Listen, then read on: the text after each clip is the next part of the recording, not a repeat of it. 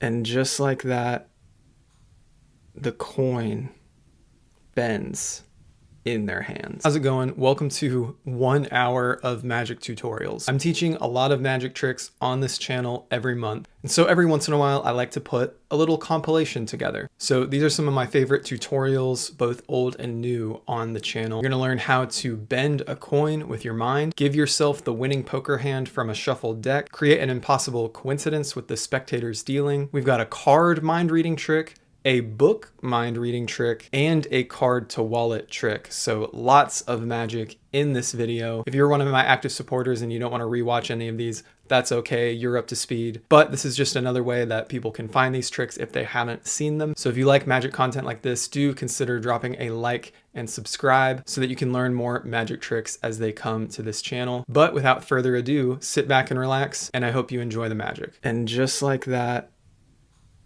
the coin bends in their hands.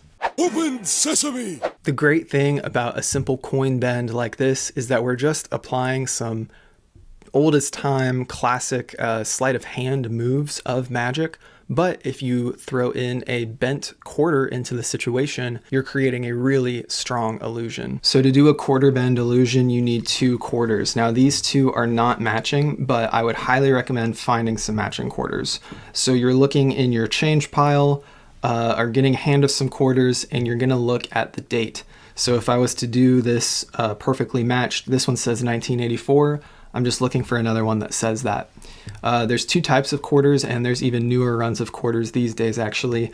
So you're gonna be paying attention to which version of the head you have.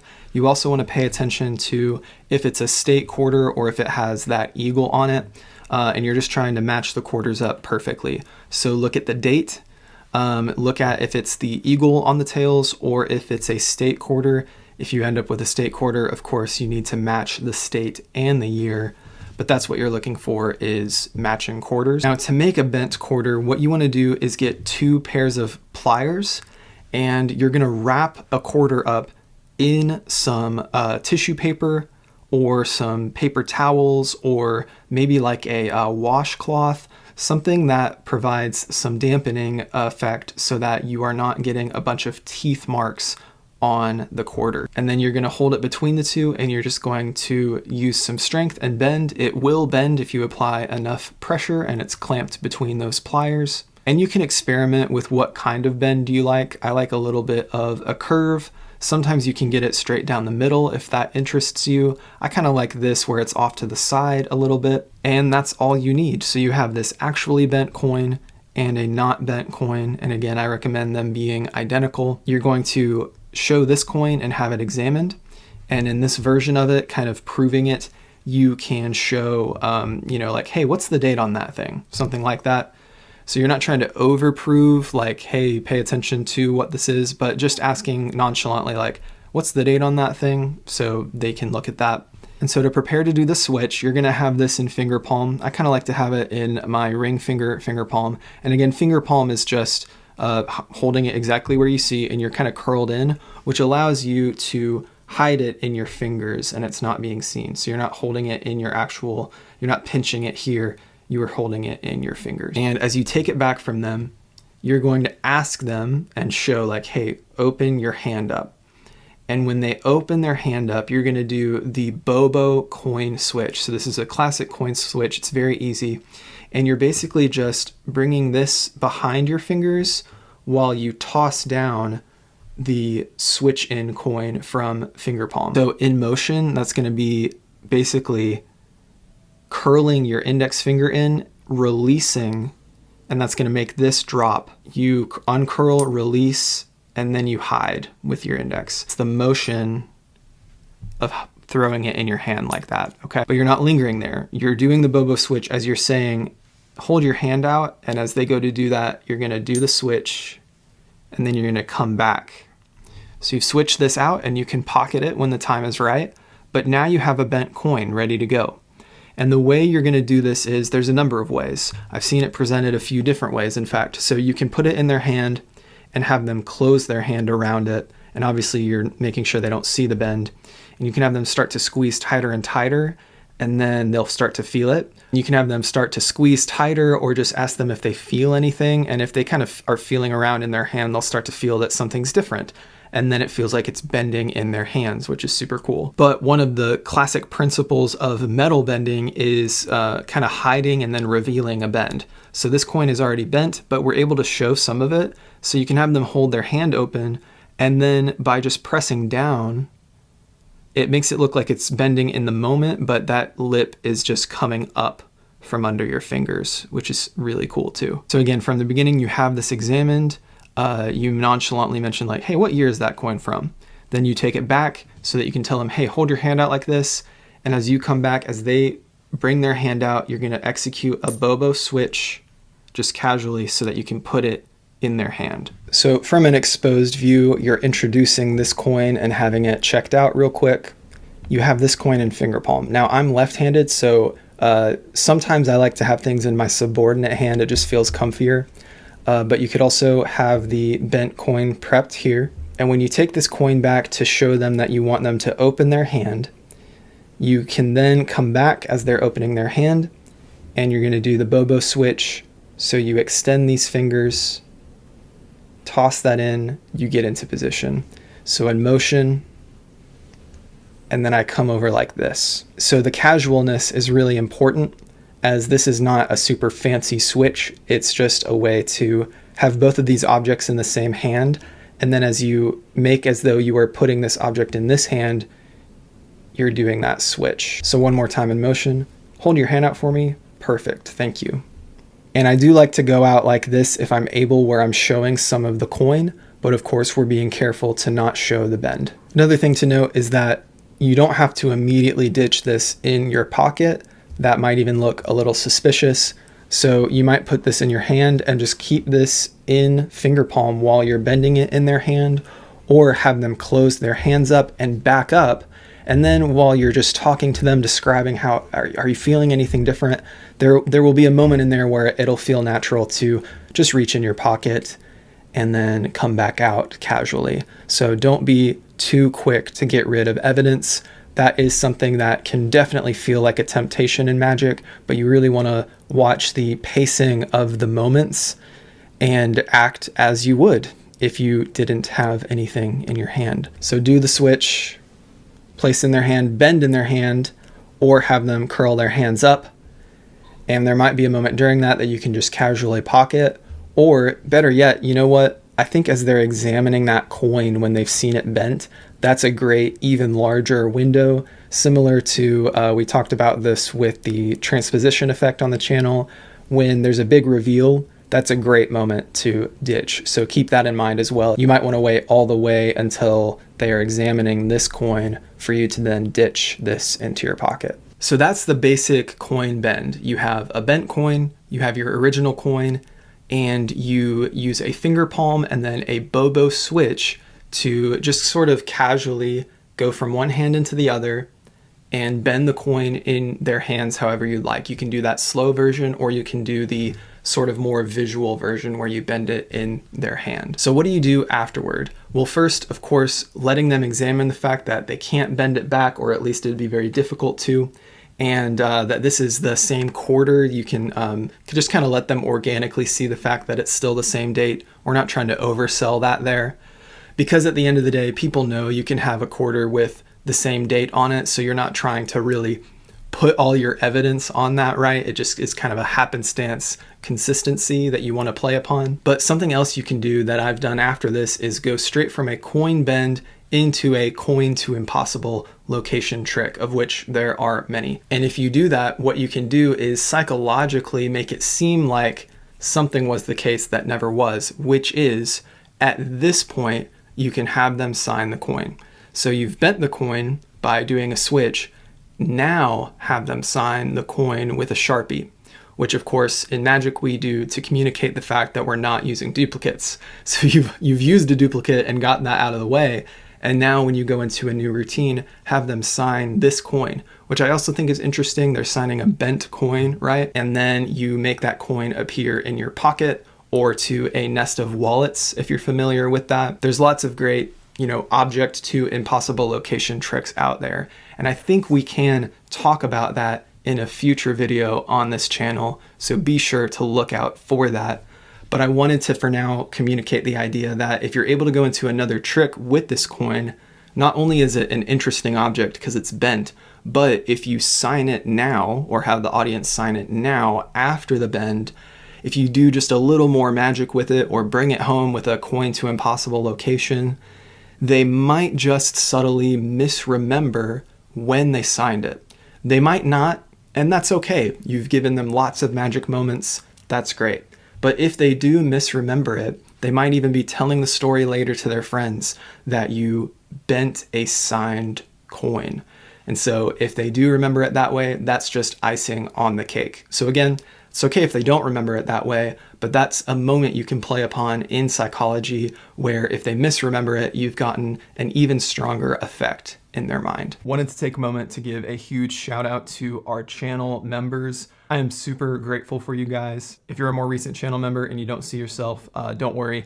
I just schedule these out a little bit ahead of time. If you're interested, you can join at the supporter tier to get exclusive badges and at the insider tier to get videos ahead of time. That means you're learning tricks from this channel before anyone else. We also have merch on this channel just to showcase your love for the art of magic. Might even be a helpful way that someone sees like, oh, you're a magician. Would you show me a trick? It can kind of be an on-ramp for that for you. And there's also some sneaky items with card reveals. And if you know, you'll know what to do with that. And last but not least, I made this journal for magicians where you can recap performances. You can also visually track what's in your pockets, kind of your pocket space management.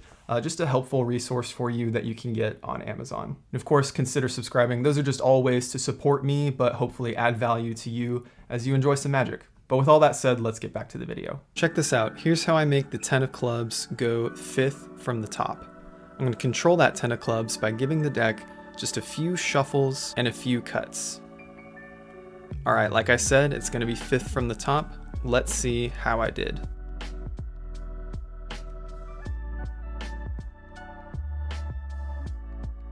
Not only did I get it 5th from the top, but I actually also gave myself a royal flush in clubs. And let's take it a step further and go ahead and keep the deck in entire new deck order. If you want to learn how to do this, just keep watching.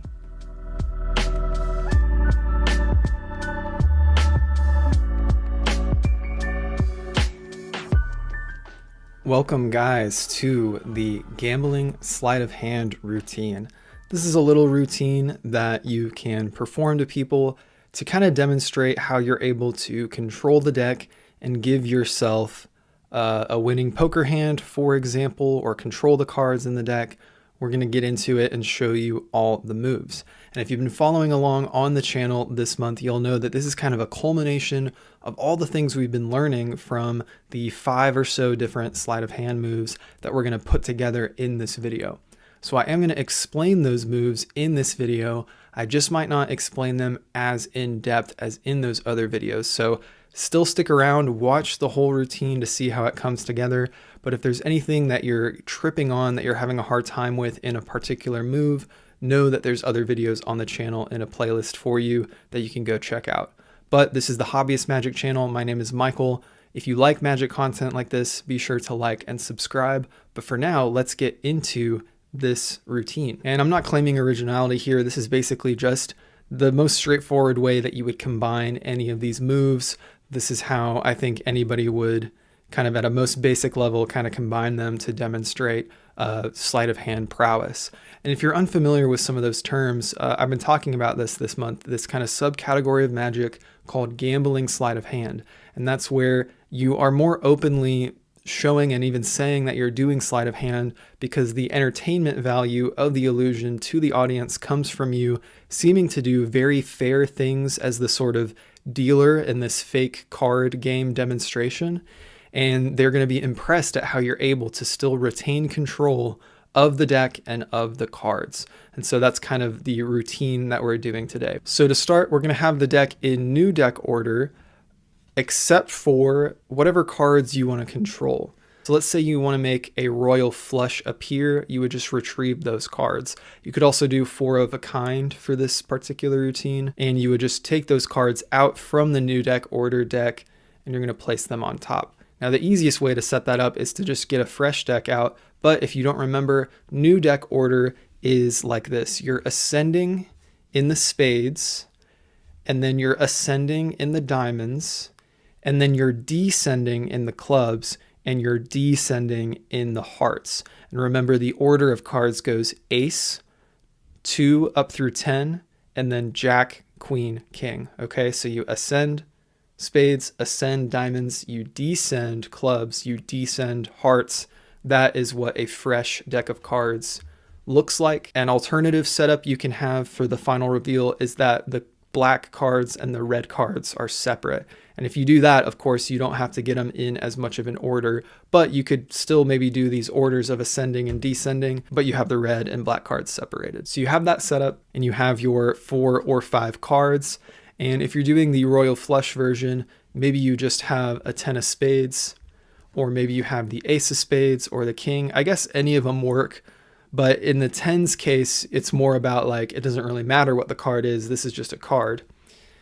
In the ace or king's case, you might begin your explanation saying, let me show you how I can control a valuable card that I would want to keep in a poker hand. Something like that. But regardless, you have the rest of the cards on top. For our case, let's just go with the king. Let's say we're doing that presentation of, I want to show you how I can control a card for a poker hand. So you're going to take that card, and you're going to place it on top of the deck, and you're going to say that I'm first going to cut the card into the deck, and that's where our first move comes in. We are going to do an Erdnase triple cut. So to do an Erdnase triple cut, you're going to take half of the deck with your dominant hand. I'm left-handed for context. You're going to bring it to the top with a little bit of a step away from your subordinate hand. This allows you to come underneath, and I'm going to show you what's happening underneath this packet. With what was the top packet, you're going to cut it in half, and then you're going to come over and bring them to the top. What that looks like from under here is coming out. You're going to drop that packet, come out with your dominant hand first, and then come out with the true top of the deck back here, so that in motion, you seem to have cut the card into the deck. So you've seemed to cut the card in the deck, but it's still here. Now you're going to go into a false shuffle, and you can explain, I don't want to just cut your card in the deck. I'm actually going to make it really hard for me to find it. The push through shuffle, you're going to bring the top packet over. Again, it's helpful if it's a little smaller than this packet, and you're going to make it contained by this packet in the riffle shuffle. So that looks like this. So you're going to shuffle them together in such a way where it's contained by the other packet. You're going to start to bring them together, and you're doing that with the pinkies of both of your hands. So you're going from this motion to then the pinkies are going to the back of the packets. You push them together. And then when you get to maybe about here, you're going to pivot them so that they're at an angle. I like to use my ring fingers here to kind of push up. And I'm letting my thumbs allow this clearing to happen where I don't want this thumb to get in the way of this corner. You see that there? So kind of allow them to be a little loose as they kind of come out. And then there's a moment where now that this is cleared through, you're going to straighten everything out. So you've pushed it in at an angle, you're going to straighten everything out, and now you have this situation, but it's covered under your hands. So now this has pushed through, literally as the name says, and you're going to be able to strip it out. So this option sets you up to go right into the next cut we're going to talk about. You can do the zero shuffle as well, and then you'll just have to do a straight cut for the next move. But this option, the push through shuffle, looks like that, and it sets you up for the next move we're going to do, which is the up the ladder cut. So to do the up the ladder cut, you're going to pull out what is, I know they're still linked together, but this is the top half of the deck. You're going to pull it out, and you're going to put it on top in this step formation, once again, just like the Erdnase cut. And then you're going to take just a few cards from the bottom of that top packet, and you're going to place them flush with the bottom packet. So now this creates this little jut out of this packet here. You're going to be able to take that whole packet out and place it in a step formation once again. And now this is the up the ladder cut. We're just repeating that formation over and over and over. So take a few cards, put them flush, take the whole packet, put it at a step, take a few cards, put them flush, take the whole packet, put it at a step, and you just keep doing that until there's maybe not too many cards left. When you're done, you just put it on top. And in motion, I love this move because it looks like a true cut. When you're doing that, it'll help to pay attention to how this subordinate hand is gripping the cards. You can check out the full video for that, but you'll get the knack of just kind of shifting your grip so that you are catching the cards in the right order. Another thing to pay attention to is to pull out straight and then come around so that you don't accidentally get cards kind of like getting lost in the shuffle, something like that. Just some things to pay attention to. So in motion, you've gone from cutting the card into the deck, shuffling the cards with a riffle shuffle, and then giving it one more cut. So your patter, your presentation, the words you say during that, again, you've started under the guise of, let me show you how I might control a certain card that I want to have in my poker hand for a game of poker. That's your setup. That's interesting. You're going to go from there. Or say, I'm just going to cut it into the middle of the deck, and I'm going to make it even harder by giving myself a few shuffles and then another cut. So that kind of follows naturally with the moves. Once you have practiced those moves and you have the knack of them, you want to be able to flow through them seamlessly so that your words are just matching up with them. And it's very casual, but they are watching them. And if you've practiced them enough, the audience will really think like, wow, he seems to, genuinely be mixing the cards. But they know you're saying that you're controlling it. So this is why we've set them up to be even more impressed by the other reveals, right? So you can then show that you've brought the card to the top. But then you're going to escalate it and say, but you know what? This alone wouldn't give me a good hand of poker. It would help if I have the whole rest of the set. And you know what? While we're at it, just to show you what I can do, I went ahead and made sure that I kept the deck in complete order. So just by saying something like that, you have the revelation of, oh, wow, impressed. He did what he said he was going to do. But magic relies on surprise. So then you have this as a first surprise, and then you have this as a final surprise. And again, that is just a simple, straightforward demonstration of some cheating at cards skill, but we've still structured it in a way where the entertainment value is there. So does that make sense? You want to have I'm going to tell you what I'm going to do, and then I do it. If you just did that, they would be impressed, but it wouldn't be a trick, right? It wouldn't feel like a full trick. So then you have the second reveal of the hand of poker that you've retained, and then you have the real big reveal of the entire deck being retained in order, and that's a nice little trick there. Added bonus, you can invite the audience to say what card they want the king to be at, and you can use a second deal to make it land on that card. Shout out to Cavan Booth. His YouTube channel talks about utilizing the second deal. I'm sure this idea precedes him of, allowing the number called out or whatever to go with this selection. But what you can do is the strike second deal. So hold the deck like this. It's a little bit of a modified dealer's grip. I'm using my subordinate middle finger to kind of anchor on the corner of the deck. And that allows me to pivot this card like so. I'm going to come in with my dominant hand. And the reason for the name of strike second deal is I'm literally striking this card with my thumb until it reaches my middle finger. And then as I come out with that card, I'm coming back with the top card you see there.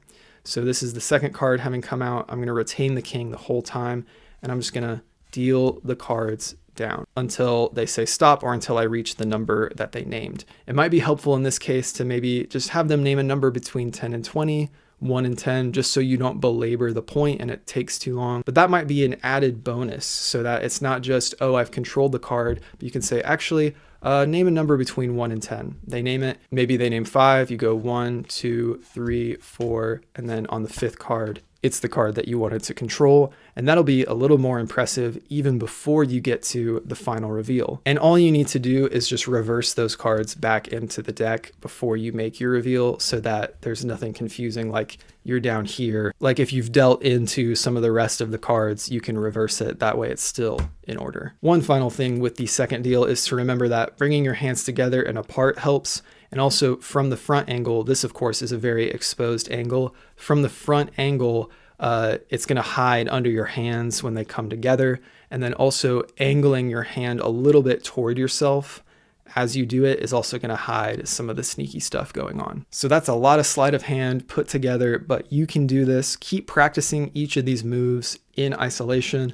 And then you have a goal to work toward. You have this goal of a full routine you can display to people. And I think it's pretty fun, and it takes advantage of that surprise element where it's not just this and it's not just this, but it's this full deck being retained, which I think will be really impressive and surprising to folks. It's just a lot of fun. But you don't just have to do this presentation. You can do a little metaphor or make it fun in a different way. It can be difficult to present yourself as a master of sleight of hand and not feel like you're kind of coming across as cocky or arrogant. So think about that. Think about your presentation. Maybe that is your character and people seem to enjoy it.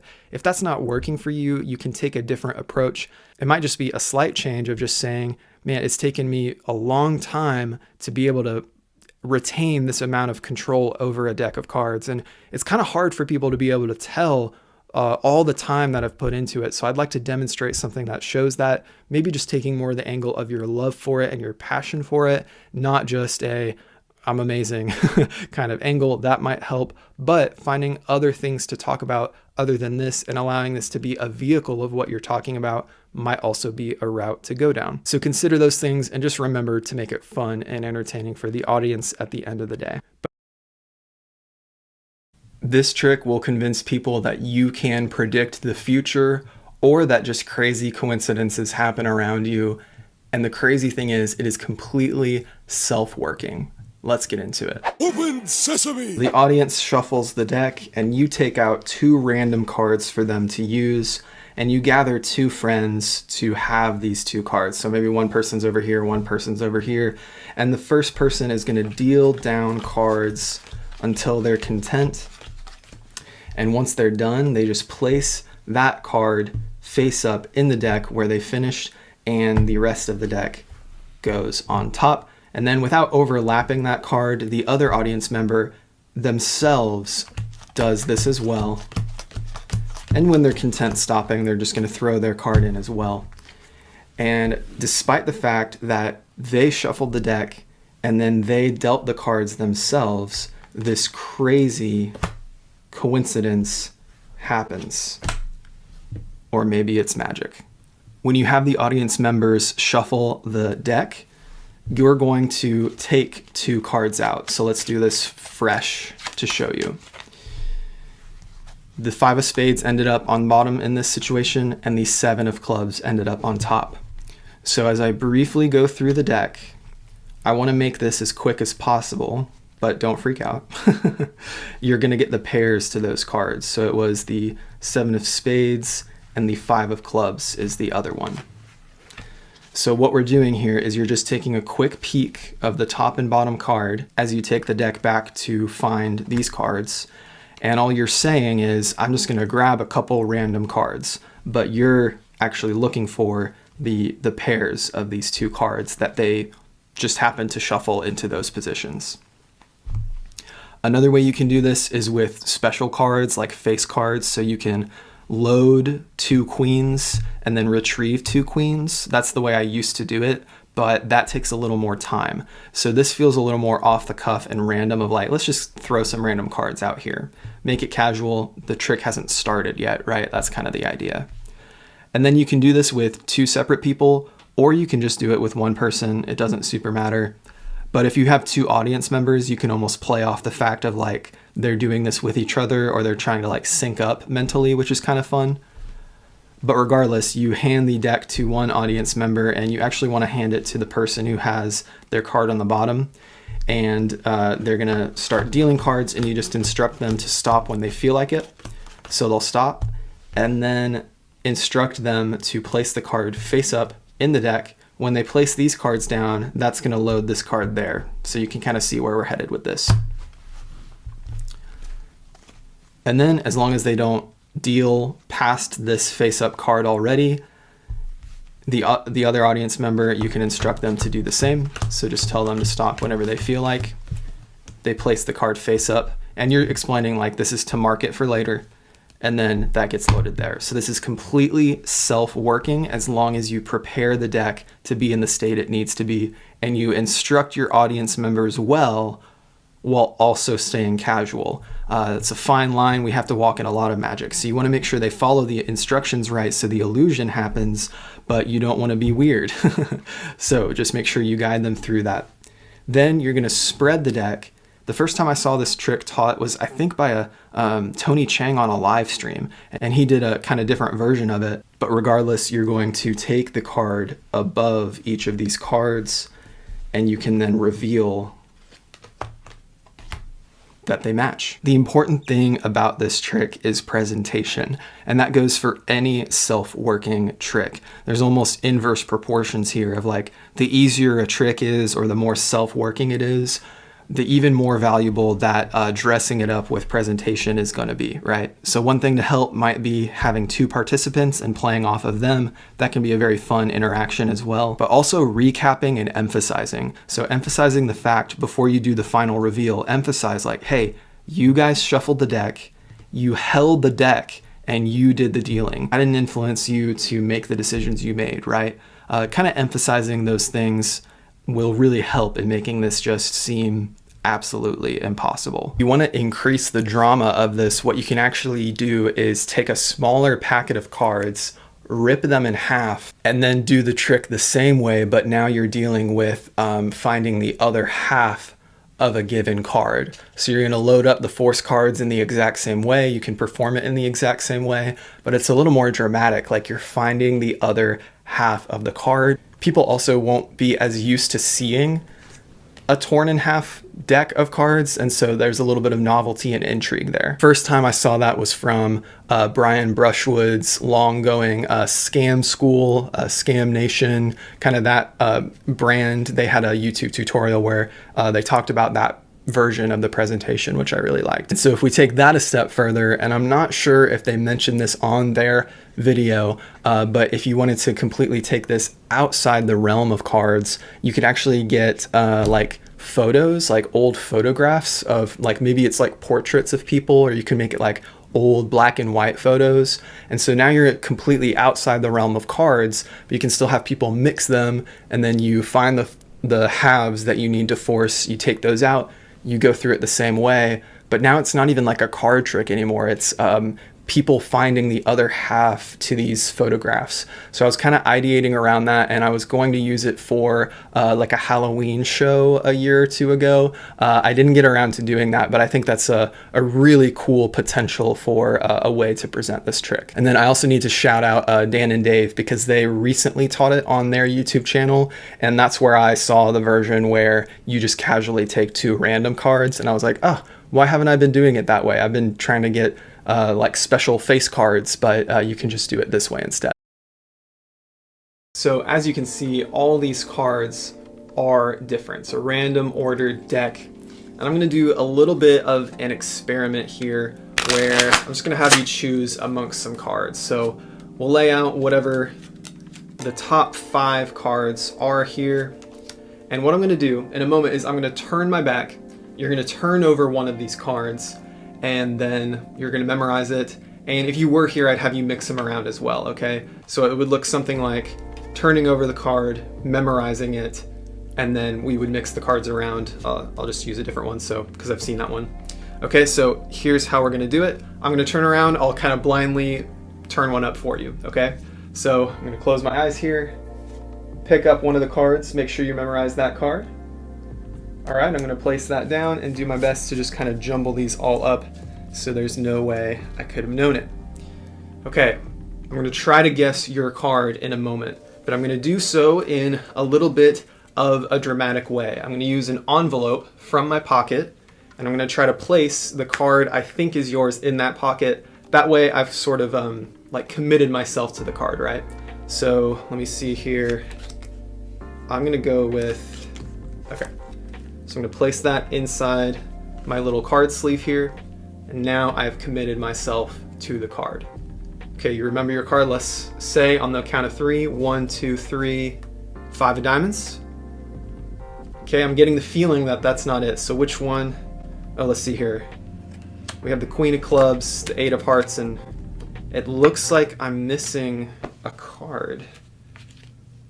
You still remember yours, right? Well, here's the crazy thing. This box has been here the entire time. You could have turned over any one of those cards, and yet that 3 of spades you were thinking of is now inside the box. In this video, you're going to learn an incredible card trick. Imagine laying out a group of cards for your audience member to choose. You turn your back, they look at one, they mix all those cards together. Then as you go to find which card you think it might be, all of a sudden one of those cards has vanished and shows up inside the card box. This is not the Biddle trick. This is something different, and it'll feel different to you when you see how it's done. This is another classic gem from Theodore Aneman, and you're about to learn it right now. Alright, so let's get into the setup for this trick. This trick uses a classic forcing method that has come up in many other tricks over the years, but this is kind of a classic example of it. And I've simply modernized a couple things so that we're not using a suit lapel jacket for certain things, stuff like that. You'll kind of see how that plays out. The first thing you need is 5 duplicates of a given card. So you can do that by collecting multiple decks, or Magic companies, they actually sell what's called one-way decks, one-way forcing decks. And so if you buy a one-way forcing deck, you'll have a lot of duplicates of a given card. Then all you need is a regular deck of cards, and you're going to need basically a 6th version of that card that comes from just your normal deck of cards, and that's going to be planted wherever you want it to appear. So for the demonstration, I have it in the card box, but if that's going to be inconvenient for you in performance, you can place it somewhere like your wallet.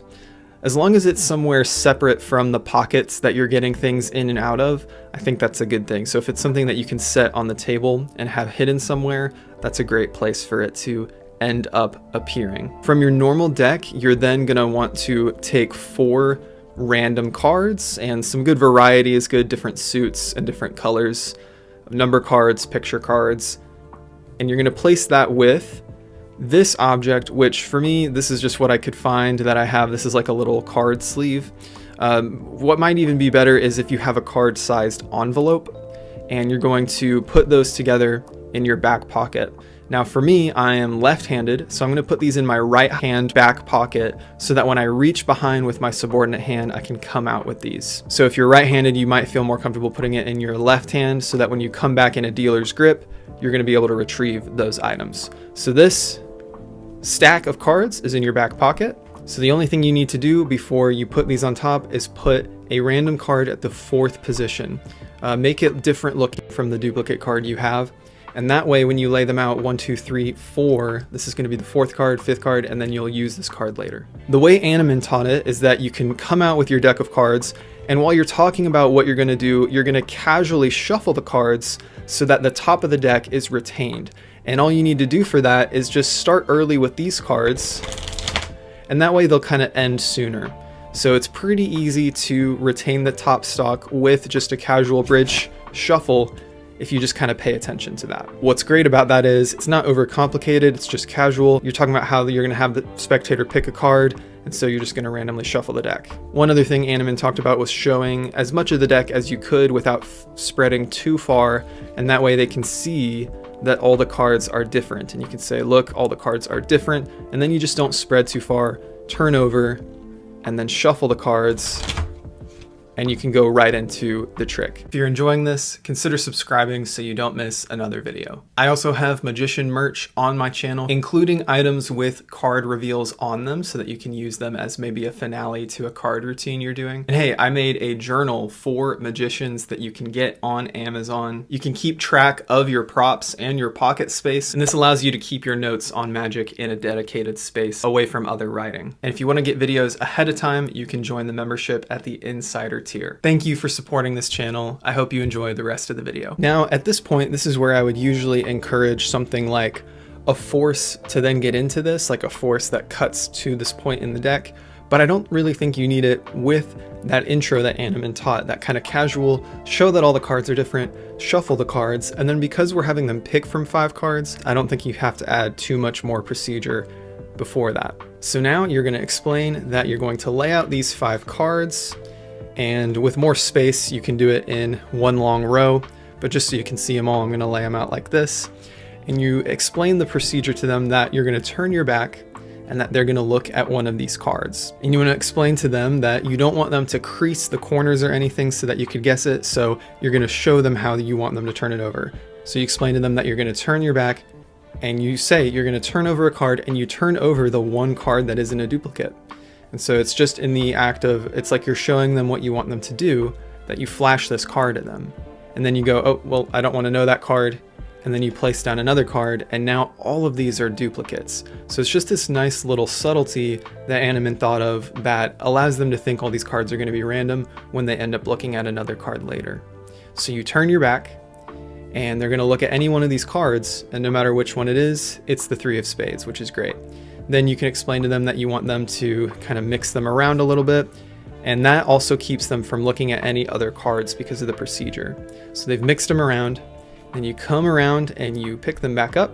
So they've shuffled them, you've taken them back. Of course, you know that these are all 3 of spades, and you are going to go into the next part of the procedure. So here's the next part. This is the switch. So you're going to come behind, and I want you to imagine here that we have our back pockets. So in my right back pocket, I have the thing I'm going to switch into, that stack of cards. So what you do is you reach behind your back and you reach over to the opposite side pocket, and you're going to dump these cards. But you're reaching not around this side, you're reaching around this side, and you do a far reach into, for me, that left hand back pocket. And then you're going to come back to here where these 4 cards and the envelope are being held, and you're going to take them out around the same side. So that's the switch, but here's what you say while you're doing it. As you come around, you say, now I'm going to try to guess which card is yours, and I'm going to commit to my guess, and you come around, you do your switch, by placing it in this envelope, right? So that's your motivation, that's the quick switch. So the way that Theodore Animan did it was with a jacket, and kind of a similar thing of going into one pocket and then coming out another. So we're just kind of transferring that and applying it here. So you've come back out, and now you have 4 random cards and the envelope, and you're going to do some acting where it's like you're trying to choose which one you want, and you just want to make sure you're not showing that you don't have 5 cards. You take one, you place it in here like you've committed it, and now you're here. So you've basically cleaned up this whole thing because now this is gone. Your method of forcing is completely ditched away, and you're just here now. You're here in this situation, and you do a grand reveal of the magician gets it wrong. Look inside here, there's nothing. Oh, which one was it? They'll tell you. You go to here, and now there's only 4 cards. So it's a little bit like the Biddle trick. And this is kind of how presentationally I've adapted it from him. It's kind of taking some things from the Biddle trick and what other magicians have done in that kind of presentation, and we're doing it here with this method. So you have that beat of, oh my gosh, the 3 has vanished, and then you can reveal it wherever you have loaded it, in this case, in the box that has been there the whole time. Now, this doesn't have to be a transporting effect. It can be just a force and revelation. So let's say you've done that kind of show one card that convinces them these are different. They look at one, they mix them up. You can still go behind your back for that switch, but when you come back out, you're going to actually have 5 cards, one of which is their chosen card. And you can do a true guess of their card by placing it in that, and it's just more of a straightforward, you've gotten it.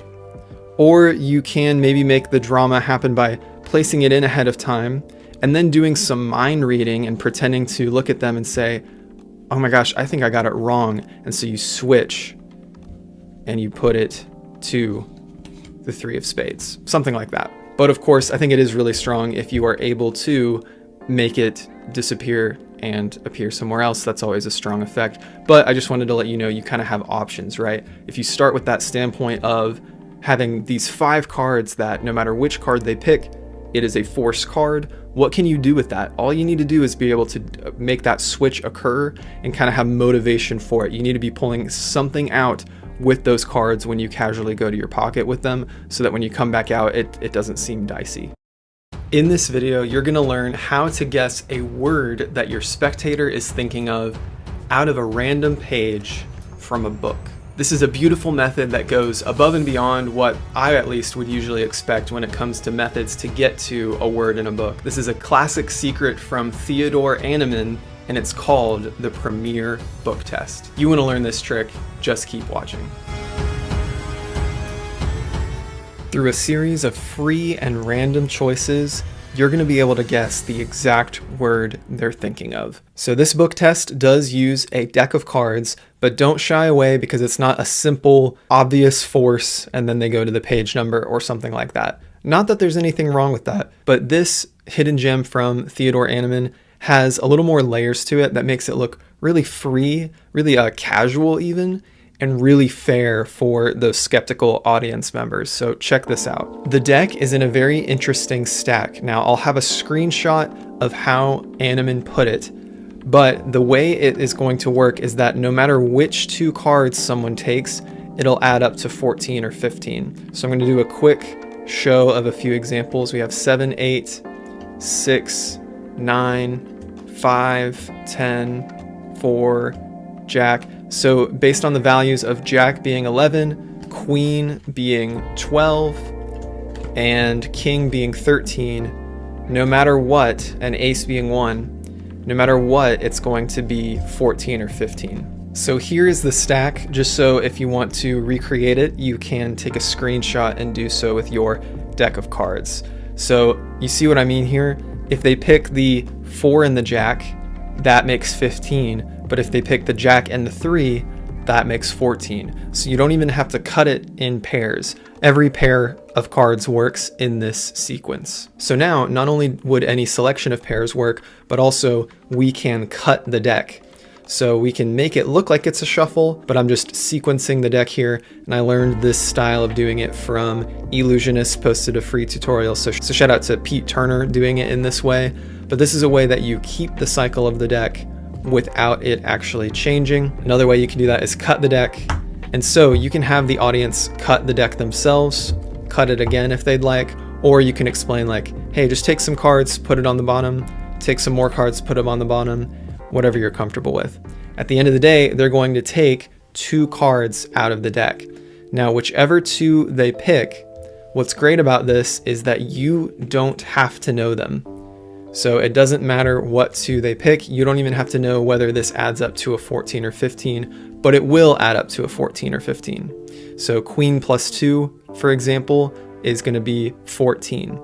You might have to instruct people these days what this value is, but you can just briefly say, let's pretend Jacks are 11, Queens are 12, Kings are 13. Let's pretend Ace is 1. So you might need a little bit of instruction on that, just because I think like the playing card value literacy there, that might not be something you can assume in modern times, but you can get over that hurdle, explain that to them, and they'll memorize this as 14. If it was any other case, it might be 15. Now here was something cool Animan realized. 14 that they're thinking of, they're going to be looking on the left side of the page. If it is 15 that they're thinking of, it's going to be right side. All books, so far as I'm aware, list their even numbered pages on the left and their odd numbered pages on the right. So when they look at this in a moment, you'll be able to tell which page they selected. But before you do that, you're going to have another participant come and they're going to shuffle these cards, and they can truly shuffle them, but that will break the pattern at that point. But they're going to truly shuffle them, and they're going to take and flip over one of the cards. It doesn't matter what card. So if they flip over a card, it's going to be any value from 1 to 13, just because the nature of cards go from Ace, meaning 1, 2, 3, 4, all the way up to 10, and then Jacks again are 11, Queens are 12, Kings are 13. So the highest number it could be is 13. Now here's where the little bit of prep work that you'll need to do comes in. You'll need to have 13 words memorized from the 14th page and the 15th page. If you don't want to have them memorized, what you can do is what magicians call a crib. And what you can do is you can write down that list, both lists for the 14th page and the 15th page, and you can have that crib somewhere accessible. Kind of a lazy but still effective version would be to have a journal, or like a little pocket-sized journal, And that can be what you're explaining as what you're going to use to try to divine the word. And then posted inside that journal, you have your crib. So you're going to open it to the pages. I'm going to try to guess the word you're thinking of. And all the while, you'll have all the words listed in that crib, in that page. And then you'll get your word, you write it down, you can rip it out and get rid of the journal. So does that make sense? You don't have to memorize words if you don't want to. Magicians and mentalists have used the concept of cribs for a long time. Whether you have it memorized or you have it somewhere that you can cheat off of, that's the idea, is that let's say it was the 6th word, you're gonna have knowledge of what the 6th word is. And here's where watching their eyes comes in. So this person, this second participant, has turned over the card. We know they're going to be counting 6 down. You're going to tell your first participant, and Annemann emphasized this in his book, tell your first participant, all right, just count down to that word on the page. And they're going to do so even though they're not showing you, and they're going to count to that word. When they're putting their finger or when they're looking at the page, you're going to watch for which side they're on. If they're on this side, you know it's the 15th page, and if they're on this side, you know it's the 14th page, and that'll let you know which list to access. How cool is that? So the only other thing you want to do is be clear to them if you want them to count across or down. It doesn't matter. It might be easier to memorize if you do across, because then you have a portion of a sentence, which I believe is how Theodore Annemann put it. So you'll have 13 words from here memorized or cribbed, 13 words from here memorized or cribbed. So in this case, let's say they chose 15 and then they went to, the 6th word here. 1, 2, 3, 4, 5, 6. You already know it's the 6th word. You're watching them count to it. You're going to know 1, 2, 3, 4, 5, 6 that it's the word his. And then you can write it down or divine it however you want. And because you had that second audience member shuffle, everything is left completely examinable. Now, one thing to note is that 2 aces are left outside the deck of cards. They are not involved in the stack. Another thing is that the suits don't matter. So you're just paying attention to value. Once you get that all together, you leave out 2 of the aces, and then you have your stacked deck. So this could be a mentalism opener, or you could just have this deck aside and you have a separate deck that you're using for other things, and then you just ring this deck in when you want to do this book test. Some things to emphasize. Again, it would be easy to just force cards in a more normal way. You just throw some cards in, use that as your number force. I think that's a very easy and casual but still effective way to do this. But what I love is how you can give the audience member the deck and they can give it a few cuts. They can take any 2 cards together and it'll force one of those 2 pages. And then from there, they'll remember that the deck was truly shuffled after that. A random card was turned over and you will be able to ascertain, okay, 11th card, and it's going to either be on the 14th or 15th page. You're going to watch them count to that 11th word to know which list you're accessing from. So all of those things working together make it just that bit more effective because they get to freely handle the deck. You get a couple spectators involved in it, and I think this is just really, really cool. So another hidden gem to call to your attention, and I hope you enjoy reading some minds with this one. The spectator cuts to a random location in the deck and reveals 5 cards. They're given the choice to choose from any one of these cards, and there's nothing sneaky. They truly can pick any single one of these cards. So let's say they choose to think of this one as their card. The magician takes it, turns it over so that no matter where it is inside this packet, you'll know where it is. But with just a little magical snap, we actually make that card vanish from the cards, leaving only 4 cards right in front of their eyes. And where does it end up? Right in the wallet that's been on the table the entire time.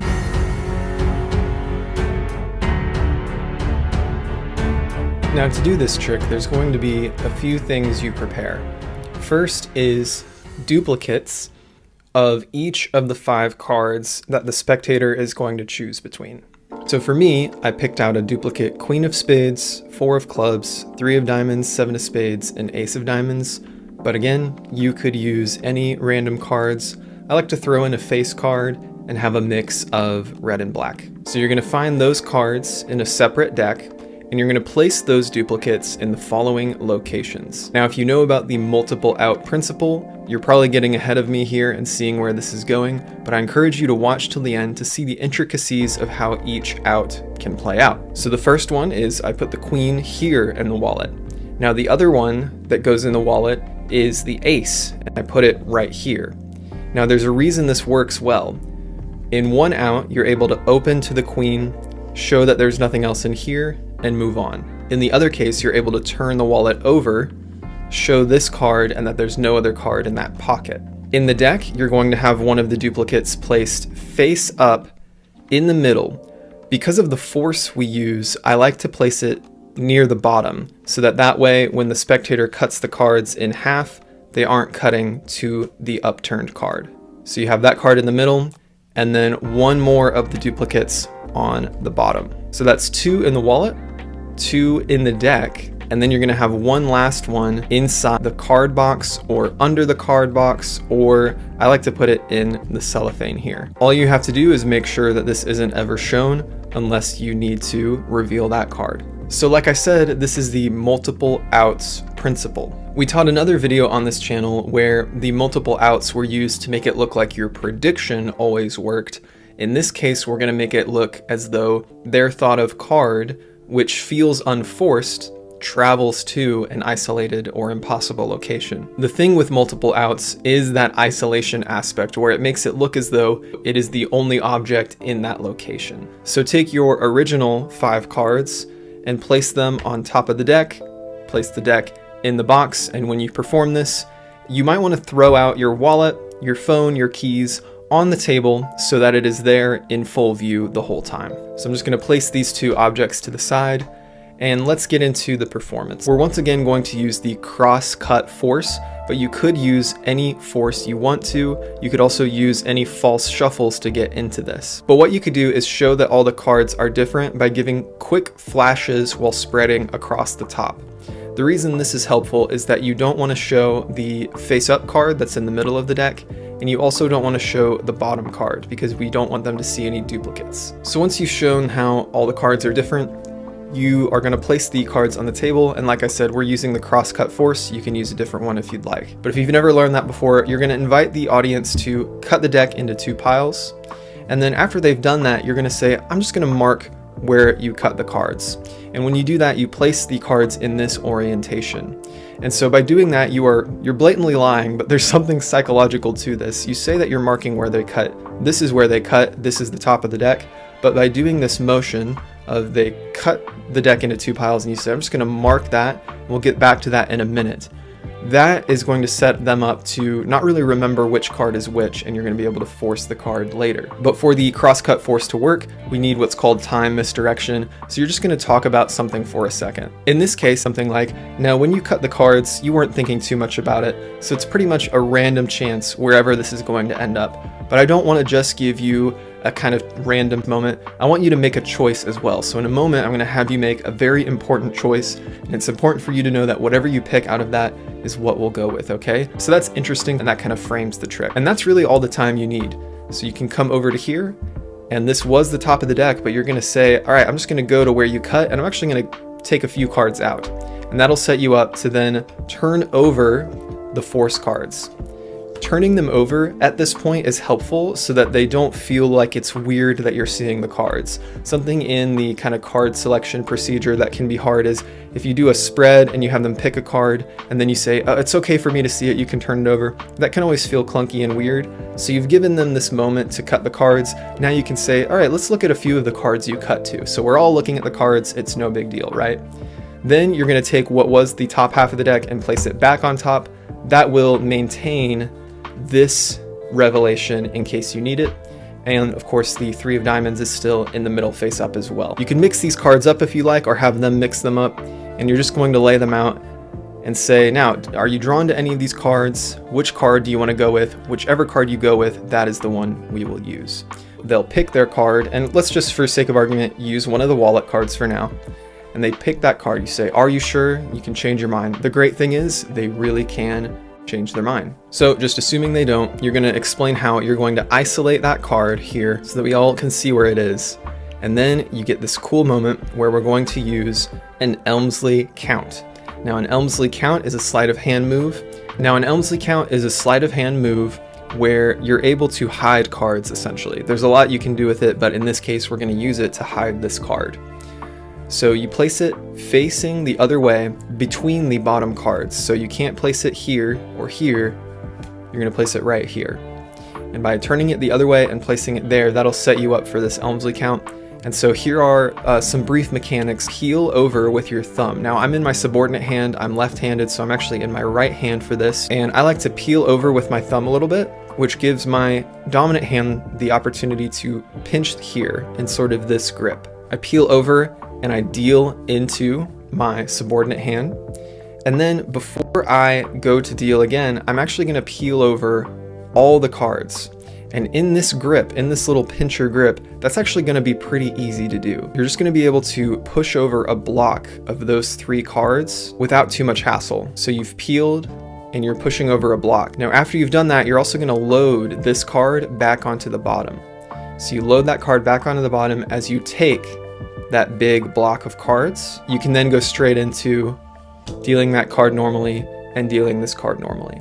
Now, they will see this card twice, but because they're kind of indifferent random cards, in a quick flash, what they'll notice is the fact that there's no face down card.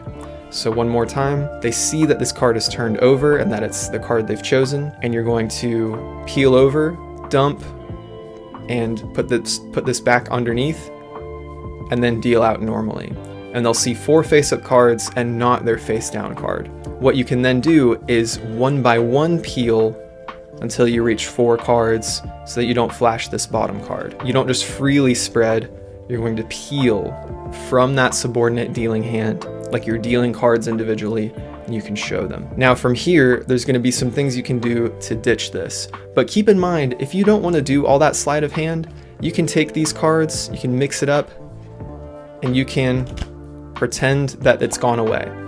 You have to move on more quickly, but it is something you can consider if you're not feeling comfortable with the sleight of hand. But let's just say you've ended up here now, you know the rest, you're going to be able to reveal that the card has gone here.